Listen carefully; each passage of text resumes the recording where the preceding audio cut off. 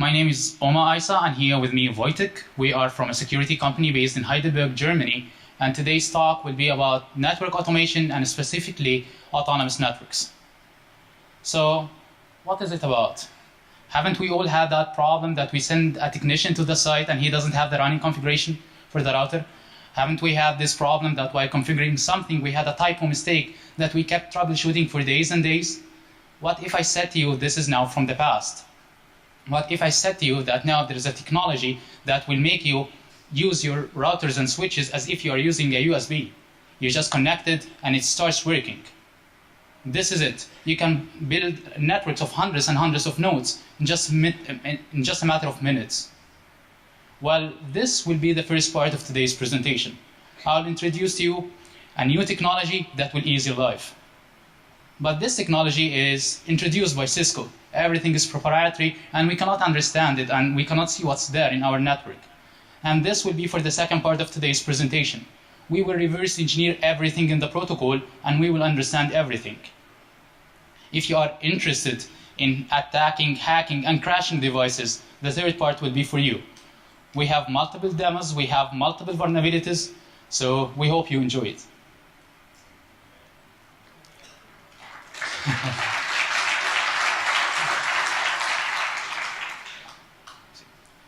So everything started by IBM in 2001. So they had the idea that systems are getting more and more complex by time, and we need systems that can manage themselves. When we thought about it, or when IBM thought about it, it thought that we need systems that can configure themselves. You don't need to configure anything. They can optimize themselves, optimize the running resources. They can even secure themselves. We don't have any problems in that, just the machine will do everything for you. Yeah, this sounds a little bit optimistic, but in 2013, Cisco and people from IETF decided to make this into reality, decided to implement something which we call autonomic network. What's the idea of autonomic network? It's just one device, one router, and anything that connects to this router after that will be configured automatically. You don't need to configure anything at all. But the question comes like, how many configuration commands do I need to write on this device? Do I need to write everything that will be on the other devices? No, it's just 5 commands. You just write 5 commands, and after that, everything connected to your device will be up and running. Okay, what if I have a new device? How many commands do I need to write? None. You don't have to write anything at all. What if I have an old device that has a running configuration from before? Then it's just 1 command. And after that, once you connect your device to this one device, which we call the register here, it will have a basic configuration. Yeah, I see this sounds a little bit optimistic, but let's see it live. So, Wojtek, if you can help me with that. We have here one new device for people who are aware of Cisco. This is like what you get once you buy a totally new device, and you just remove the whole configuration. What we'll be doing here that I ask Wojtek here if he can connect it to the register and see how it will go. So we will just raise our hands, we won't configure anything, and we will just watch whether anything will happen or not. So as we see here, device started to be configured on its own. We see that some files or some configurations things are being transferred to it. We see like some interfaces start to become up. And we can see that there are some tunnel interface and other configuration things. Sorry for this. Yeah. Hello? So as we can see that we got like basic configuration. We will see what basic configuration we mean about here. So first of all, we can see that I'm getting some keys. I see here like now I'm getting like a 3072-bit key. I'm like having new interfaces that come up. But in order to see this live, we would just now try to type like show IPv6 interface brief. Autonomous networks run on IPv6. And as we can see here, we have like multiple interfaces which are up. We have like now an autonomic network interface. We have like the loopback interface also will come up. So if you can run the command please again. Yeah. So we can see like the network interface came up, the configuration came up, we started to get some IP addresses, we started to get some information. So what happened here and what is the basic configuration we mean about or we speaking about once we connect this device and what we will get? That's what we will see throughout the presentation or the first part of the presentation. So if you can take me back for the slides. And so, well, what are the implications of this? Now, once you connect your device to another device, you will get a basic configuration. You will get interfaces connected to you. You will get like tunnel interfaces which comes up for you. You will have an encrypted and secured connection between you and all the other devices within your network. What do you need to configure for that? None, totally none. You just need to write 5 commands on one single device, which we call the register. And after that, everything is configured for you. To understand what happened in the background and what is the communication flow that happened, we can see that Cisco started or wanted to divide the connection into 3 phases. Something we call channel discovery, adjacency discovery, and after that, secure channel. Well, what does that mean? Well, Cisco decided that for the first time, devices need to see each other on the level 2 layer, on layer 2 level. So what they start to do is that the registers start to send probes saying like, is there any autonomic device around? Can we get any configuration? Is there anything reachable? And once the register finds a reachable device, it starts the second phase. We call it here adjacency discovery. What happens in adjacency discovery, it's like, after that we go from layer 2 to layer 4 communication. And what happens here that the register starts by saying, well, I support this domain name, I support this network. Would you like to be part of my network? How do we define whether the device can be part of the network or not? We check like the whitelist. What's the whitelist that we have here? It's just the serial number of the devices, because we are speaking about totally new devices that first time like booted. So if you are rejected, then we will just be neighbors on level 2. If you are accepted, then perfect. We will issue for you a certificate. This certificate will be as the ID for you for any further communication. We can use this certificate after that just to act as like for any secure connection, because we will have your private key or we will have your public key there. This is a UDP service that runs on port 4936. To have a small diagram in order to understand what we are speaking about here, we can see it as the following.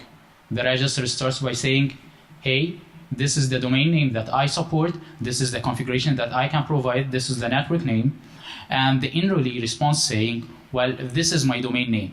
If the domain name is empty, it means that this new enrollee just would like to be part of your domain. What will you do after that? That you will check your whitelist. Is this device allowed to join my domain? And this is the security mechanism that Cisco chose in order to protect any malicious devices from connecting to your domain. So you are accepted, perfect. This is my domain certificate. This is my ID. Let's issue for you one too. Please generate a key. Once the key is generated here and sent back to the register, we will start by issuing a certificate. We can understand the certificate as just an ID that you are part of this. Who will issue the certificate? It depends. Either the register itself, or if you have like a dedicated certificate authority within your domain, it can do such a function. Finally, we have done the certificate, we send it back to you, and that's it. We are just speaking about somehow like 5 packets within this category, and you're done.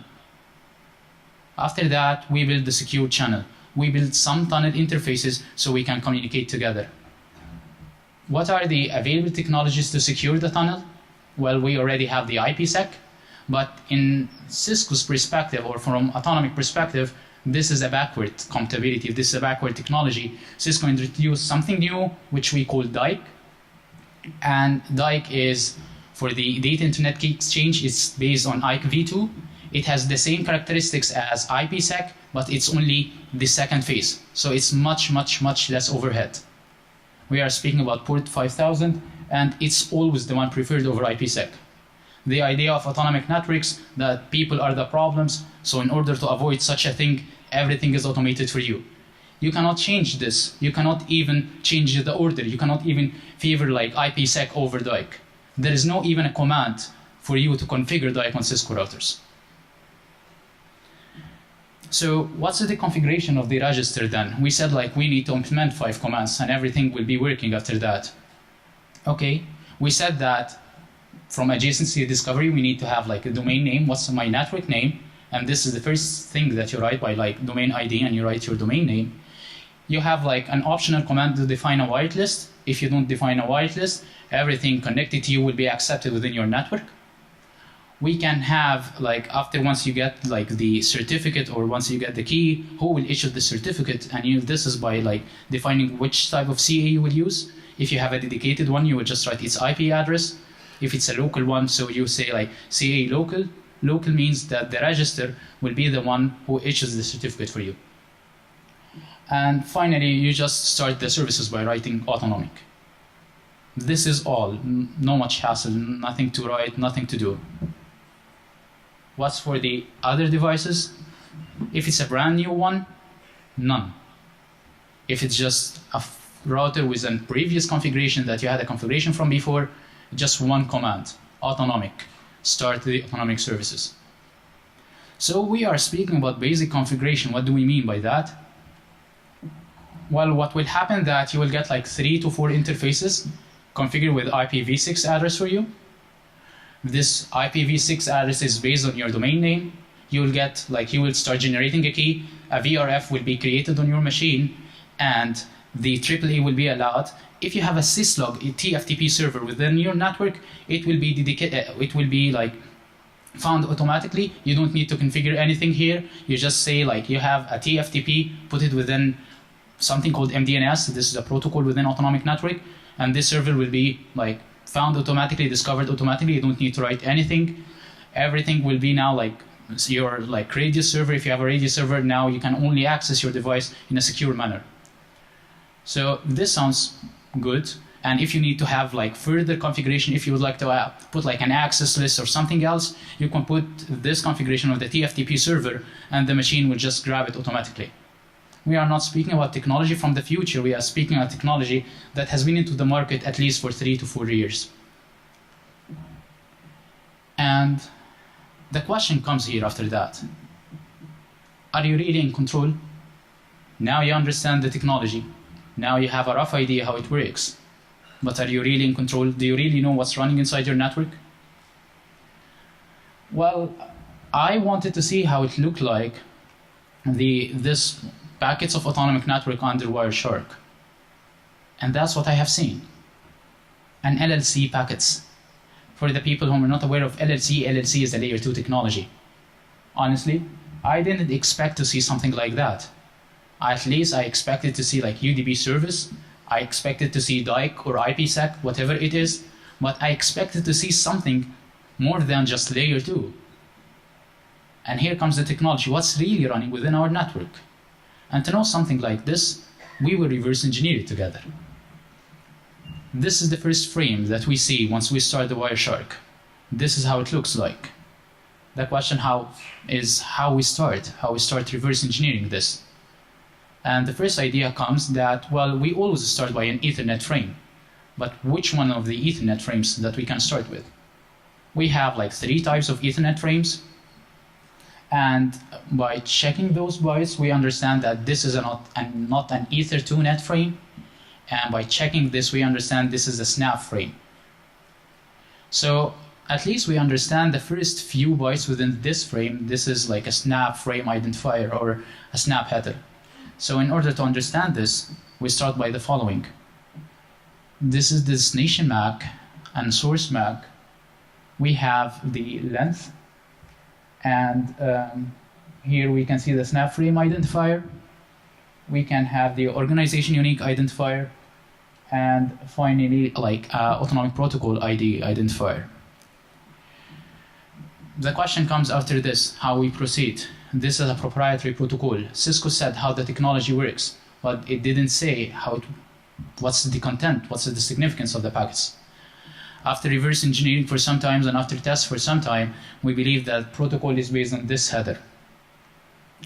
Well,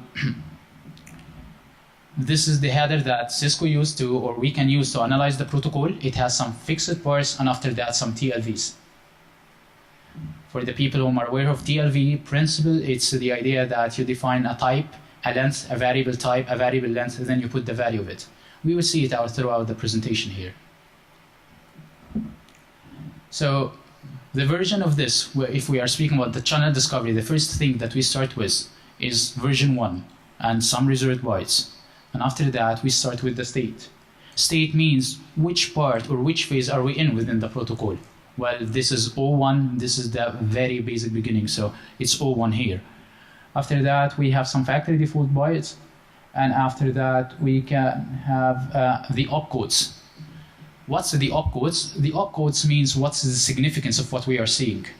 What does this frame, what's the value or what's the importance of this frame? And for the available opcodes, here are they. So one is if it's the first announcement, after that for the reply, and even if it's like just keep alive. If you would like to continue analyzing, we can see that what comes next is this factory, like some factory default. This is the header length I see here, and after that some reserved bytes, and type and length and value. So you start by identifying some specific types, put a length, and put whatever value it takes. For the available TLVs, for this we can see that for the only channel discovery, that's what we have. What we are trying now to do is trying to understand the significance of what passes within our network, at least to make sure that we have control on what we see. After that comes the adjacency discovery. Well, this is the frame of adjacency discovery. It's quite big. We suspect there is a UDP here, but why Wireshark cannot analyze this? This is because there is an additional header that Cisco decided to add. We call it layer 2.5, which is the autonomic layer. We will see it out. So, same idea, we have just a snap frame in the beginning, and after that we have this. This is a customized channel discovery header. This is what stops Wireshark from analyzing and understanding the packets. What's the difference between this and the last stage? Can we do anything with the slides? Can you just go from full screen mode? Just next to it. Yeah, something like this, or I'll make it bigger a little bit, so people can see. Okay, just put full screen mode. Full screen mode. F5. F5. Yeah. Now the slides are better. So what's the difference between this and what we used to have?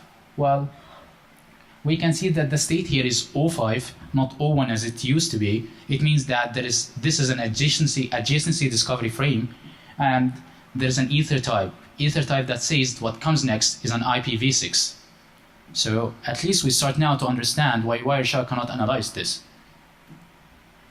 What comes next, as we said, IPv6 header, and from the IPv6 header we understand that comes after it is UDP. And the question comes after this, how we can analyze that? Okay, it's the same header, same frame, but different types, different values, different opcodes. The version here is 2, not 1, like the one we used to have. And the state here is O2, because now we started the booting phase, the idea of getting certificate and stuff like that. For the adjacency discovery, we have like 3 opcodes, or 3 states. One for the just booting up, whether you are like accepted or rejected within the access list or within the whitelist, and finally if we would like to build a secure channel. After that, there are some reserved bytes and the opcodes. As we said, opcodes, what is the significance and importance of this byte that we see, or of this packet that we see. Here are the available opcodes. It's a little bit bigger here. And come after that, just the header length, same idea, and some factory default reserved bytes, and type, length, and value, same idea. So for the available types, they are quite big. It would have taken like 3 or 4 slides just to put them here, but you get the idea. And now starts the fun part. We have a secure channel. what if we are interested to know what's really being sent inside the secure channel? Well, this is what's sent. This is an encrypted thing. How do we know that it's DIC? Well, just from the port, it's 5000. But what is this packet? We don't have any idea about. How we get information about what's being sent really inside? Well, who can solve this problem is this device. How's that? Well, this is one of the first devices that supports Autonomic network. It started supporting Autonomic network since 2014. But how it can help? Okay, comes the question is, if we have an IPsec, it means maybe like wasn't supported from the beginning. Maybe there are like IPsec is backwards compatibility. Okay, how IPsec can even help? Because Cisco is a closed box device, so you don't have access to anything. But from the RFC, you have IPsec null. IPsec null is the idea that you don't need to configure any encryption. You just configure like integrity on the packets just to check it's correct. So you don't have any problems. Now you can send each and everything in just plain text and you can see everything. And well, this is one packet that can only be encrypted, can only be seen inside the tunnel. It's the RPL. And this is the routing protocol of the Autonomic network. And we can see here, this is the ESP, and this is exactly like from the inside the tunnel. The question comes after that, is it secure? We now have a little bit of idea what the technology is. We understand what's being sent and significance of each and every byte, but is it secure? For this, we will have a live chat with a guy from the support who is responsible for this if we have any problems while we are trying just to check our devices. So the first idea that we had is, well, as we understand from Autonomic network, everyone has their own domain. So if there are two domains, they never could connect with each other. This shouldn't be under any circumstances. Okay, let's try to put this into practice. So Wojtek, if you can just go to one of the old devices that we have. Yeah, this device is called different domain. It's just from a domain different than what we have. We can know something like that by writing show autonomic device. And we can see here that the domain name is called, or domain ID is called different. And what I will do here is that I will connect it to this register, which is from a domain called ERNW. So please connect it to it. Well, I expect that they will be just neighbors on layer 2 level, but nothing more. No certificates, no configuration, no tunnel interface, nothing. And that's what the documents say. Okay, let's see. I see, oh, okay. I see lots of configuration. I see that the certificates are being valid, which shouldn't be at all as per the docs of Cisco. But could you just run like show autonomic control plane to see whether they built really the tunnel? Okay, I can see that the tunnel here has been built. Well, this shouldn't be at all from Cisco's perspective. So let's go back to the support, please. Well, we connected two nodes from two different domains and they worked. They connected together. This shouldn't be. Cisco has been very responsive to us. In some of the vulnerabilities that we have reported here, you'll see that Cisco responded quite quickly, honestly. And there are some times that not that fast, but we would see. So the first thing that the business unit said that they would check with the, we would check with the business unit, the people who wrote the documents, if that can be allowed. And what they came back to us with, that, well, if they are connected from two different domains, but we have the same CA, signed both certificates, then they can communicate. But this is against the documents, you know, shouldn't be because they are two different domains, how that can be. Okay, this is a feature that we will add it in the future. Okay. Okay, not a big deal. I understand the problem. Maybe it's not that very important. But you know what? Even if it connects to mine, I'll just revoke it. It's not a big deal for me. So if you can just please go to the register.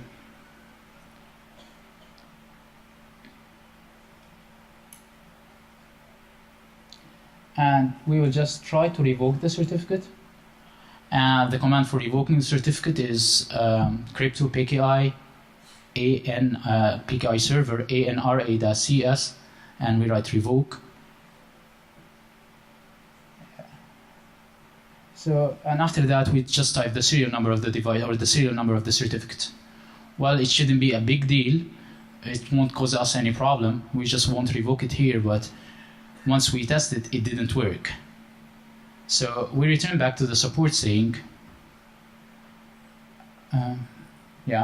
we return back to the support saying, well, we tried to revoke the certificate, but it didn't work. They said, did you try it like on local or an external? We said, well, we tried it on both. If it's local, they said, well, we didn't implement it here. I said, no problem. We tried it on external too. They said, okay, then this is a CVE then. So, yeah, we understand from Cisco perspective that certificate revocation is not implemented. In other way, there is no way for you to throw any malicious or compromised node from your network. Once any of your nodes has been compromised, it's game over. He will always be there, except if you have the courage to destroy the whole network, issue new certificates for everyone, and then build the network. No whitelist can stop anything for that, because if you have a certificate, you are not checked by the whitelist. You just pass. You are a VIP. Yeah. So, yeah, maybe it's a problem, but you know what? I have full control over my network. No one can touch my network, no one can touch my devices. Everything is safe somehow. So I'll just go to the register again and write something like show autonomic control plane details. And as we can see, the communication has been up here, I think like 3-4 minutes. So the idea that nothing can affect my communication and nothing can, attack me. And it's not a big problem that the node is just, some nodes will be compromised. No. I see Voiting is typing something here. He's resetting my channel. It's not that simple, man. Come on. And what you are doing. And if you can show the people what you are doing, please. Yeah, just take it a little bit. So, what? You register my communication? Everything went down? This shouldn't be at all. Like, an attacker cannot do simple thing like that. And even he's writing to me like, check your Wireshark. Let me see what's there in Wireshark. You don't care? Yeah. So, just check it. Okay. Okay. The idea here that even if you check Wireshark, it looks like there's a problem here with the packet sniffer. That even the RPL packets, which should be sent totally in encrypted format, they are just sent in plain text. So somehow, if you manage to reset the configuration, reset the channel, not only you break the communication itself, everything which is encrypted is flushed in plain text. You can see the whole configuration, the whole everything running inside. The RPL, your routing information, everything. So, please, if you can take me back to the slides. So, once we said that to Cisco, we got a new CVE here. Yeah. So, what's the implications of this? Anyone can reset your connection, anyone can attack you, and once they reset the connection, they even know what's confidential things you are sending within your secure channel. This is a little bit scary because anyone can make a denial of service on me, but at least my devices are up. My devices are strong enough that they are working fine. Correct? Okay, I see Wojtek here is showing me a video, and what he's doing is, I see he's trying to reset it. Yeah, man, I understand my communication is not that strong. I understand that you can reset it, but You are doing ping? Are you implying that my device will go down? It's not that simple. Not by, not by resetting the communication or resetting the channel multiple times. The node will crash. The node will go down. I don't think so, honestly. Yeah, I don't know. Yeah, you see, you are still pinging. Everything is up. Everything is working. Come on, you cannot challenge me in front of them. No, my presentation. Yeah, I'm just waiting, just for your sake.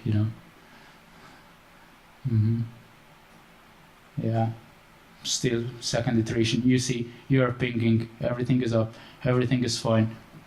There's nothing to worry about here.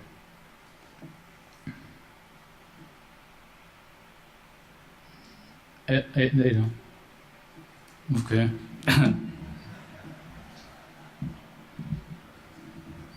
This node crashed. This shouldn't be at all. Now you not just reset my communication, not just you take the channel down, you even take the device itself down. Take me back to the support. Just, if someone keep resetting the communication, the node eventually crashes. And for that, we have a new CVE.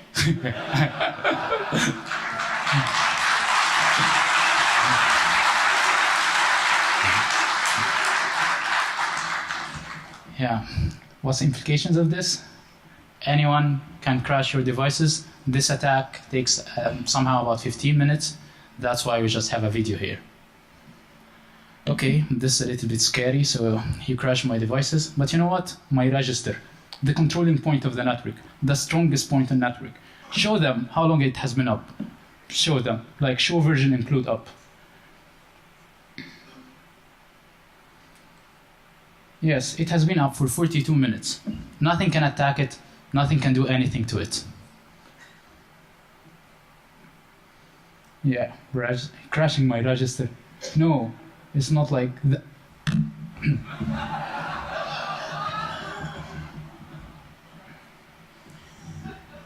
Even my register crashed.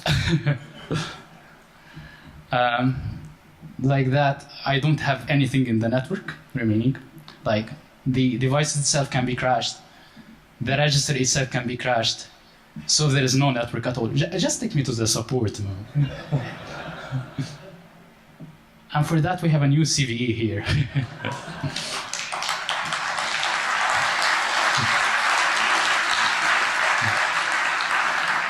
Yeah. What's the implications of this? The controlling point, the main point within the network, can be easily crashed if you send null or space byte within the network as the enrollee name. Okay, then I have no other option. Sorry, I'll just disable Autonomic Network, and I'll just run my IPv6 normally, happily, without any problems. So please, Wojtek. Yeah. Yeah, this is a different domain. This is the old device that I have. Just go into configuration mode and just write no autonomic, and that's how we disable it. And if we would just give it a simple IPv6 address by writing interface gig 0/0/0, and we will give it 2001/2 here, so /64, and even I will also go to my new device. So if you can go to the new device also, wait please, just go to the new device.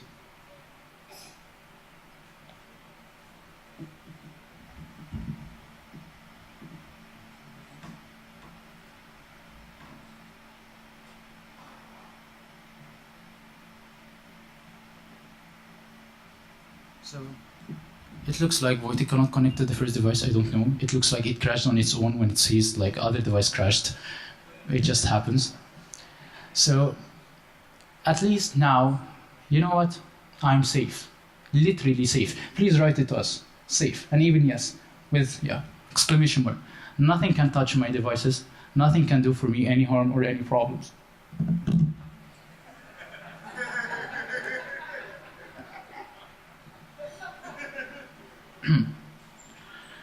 We didn't configure anything. It's just an IPv6 address. We disabled everything even. Yeah, take me back to the presentation. This is what I love to call the death case. Regardless you have an IP or you have autonomic services or not, you are vulnerable. Just the idea that your operating system supports autonomic network makes you vulnerable. Just knowing your IPv6 address will crash your network, even if you don't run the technology, even if you disable everything.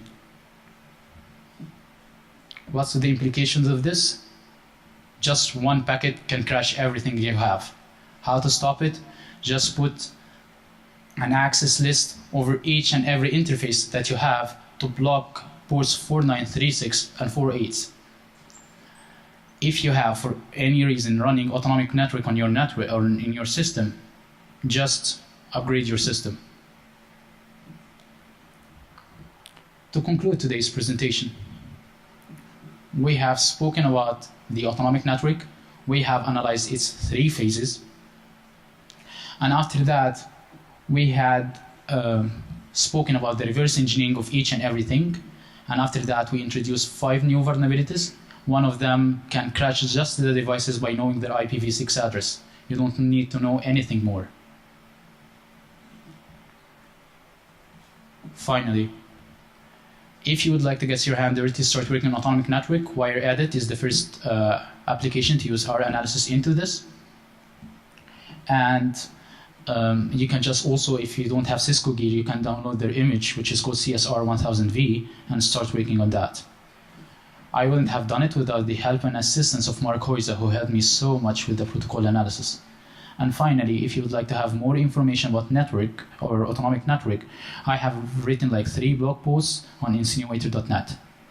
Well, in the end, thank you, Wojtek, for attacking everything that I have, and thank you for attention, and that's all.